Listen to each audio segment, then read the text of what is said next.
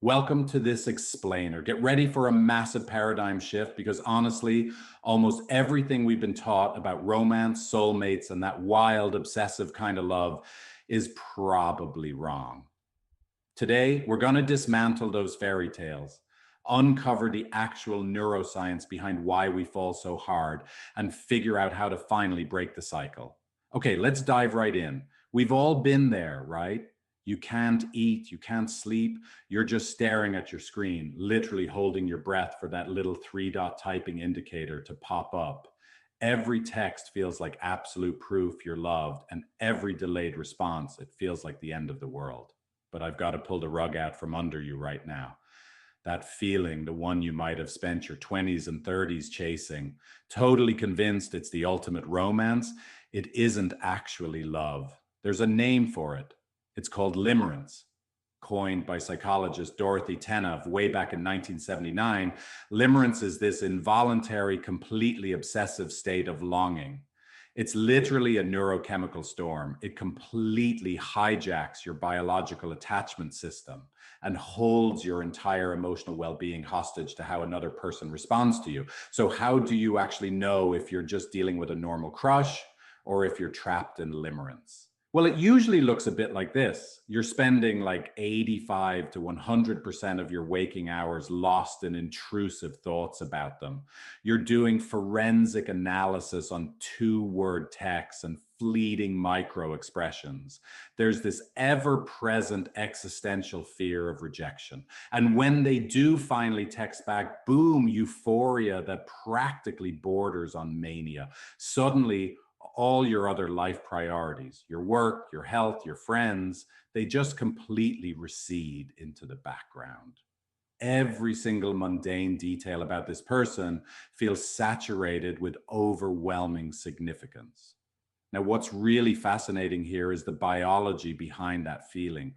Neurologically speaking, this state is almost indistinguishable from a cocaine or gambling addiction. Your dopamine surges, which creates this urgent, compulsive seeking behavior. You aren't resting in love, you are hunting for it. Your cortisol spikes, putting your body into a low-grade state of emergency. Norepinephrine floods your system, sharpening your focus so intensely that your brain literally edits out the partner's flaws, and low serotonin that triggers those intrusive looping thoughts. You literally cannot think clearly.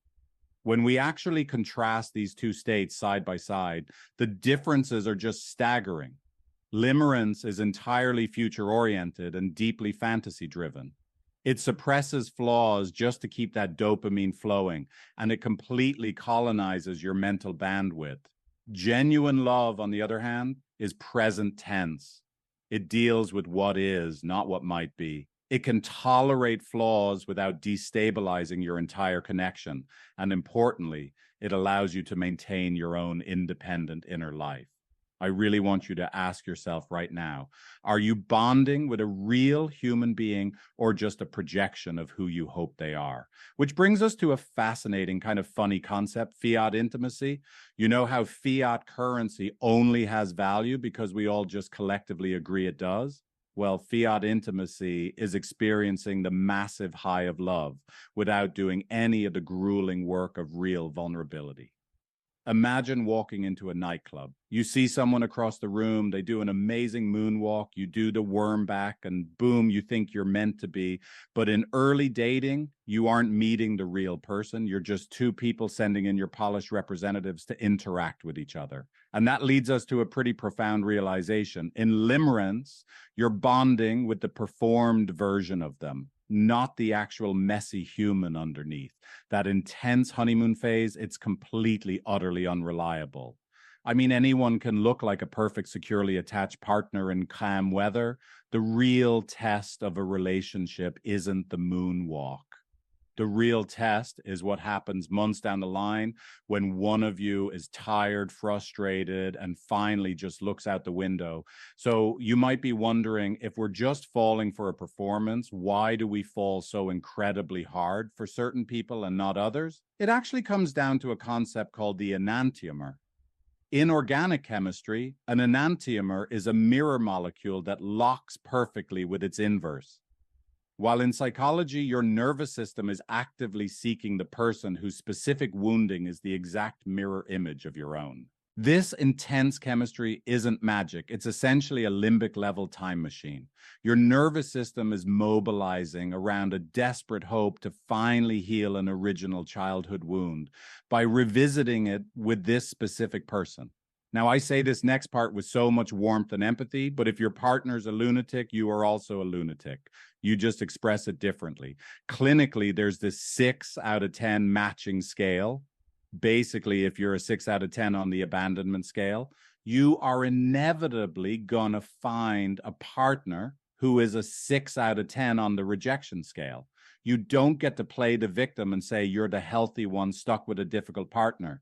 You both match each other's level of unresolved trauma perfectly. You're just carrying it in opposite pockets. And when those polished representatives finally collapse, we enter what's known as the waltz of pain. On one side, you've got the pursuer. They're desperate for reassurance, terrified of abandonment, constantly asking, am I still a priority, and pushing harder and harder for connection. And on the flip side, you have the withdrawer. They are totally overwhelmed by all this intensity, feeling suffocated, begging for space and retreating further away. Both partners end up retreating into their own isolated suffering bubbles, completely blind to the tragic co-created system they're dancing in. Now, for any of the serial daters tuning in today, think about this. When that limerent high fades and the real human finally shows up, do you suddenly feel the surge of independence? Do you frame leaving as finding freedom or having high standards? This is actually called orphan sovereignty. It looks a lot like radical independence and enlightenment, but clinically, it's a trauma response. Leaving a relationship just because the dopamine high faded isn't empowerment. It's your nervous system actively avoiding the raw vulnerability that real attachment requires. And here's the kicker. Modern technology is actively weaponizing this. Think of dating apps as an infinite limerence machine. The swiping mechanisms brilliantly mimic the addictive variable rewards of a slot machine. The endless stream of profiles triggers constant dopamine microdosages. And all that texting, it provides just enough attachment activation without ever giving you any real satisfaction. These apps are literally engineered to exploit your neurochemistry. They are absolute gasoline for the serial limerence fire, letting you constantly chase a new high without ever requiring a single ounce of genuine vulnerability. So we arrive at the million-dollar question. What exactly are you going to do when the high inevitably fades?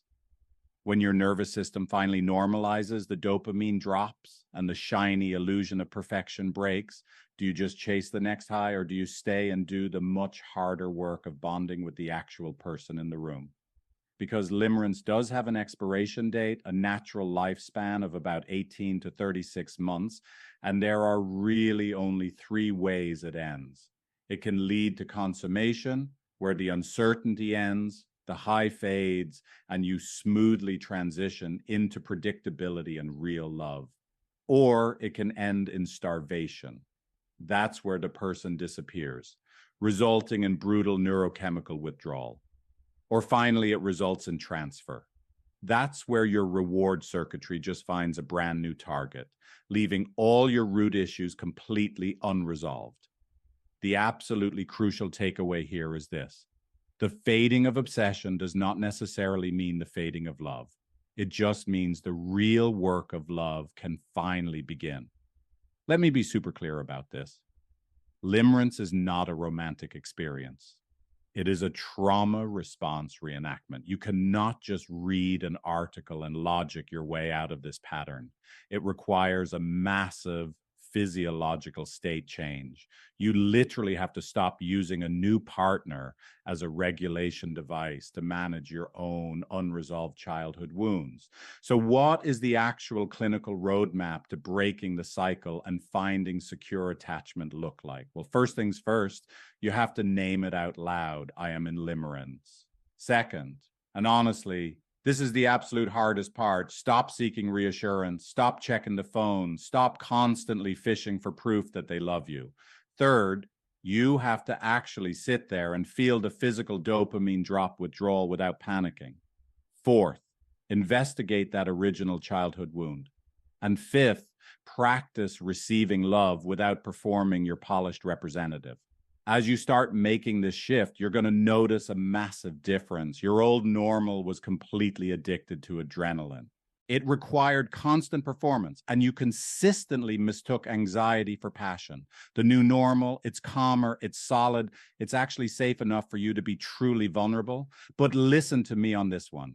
To a traumatized nervous system, this new security will initially feel a whole lot like boredom. You're going to think something is wrong. Push through that feeling, because this calm, quiet security is the biological key to true relationship longevity.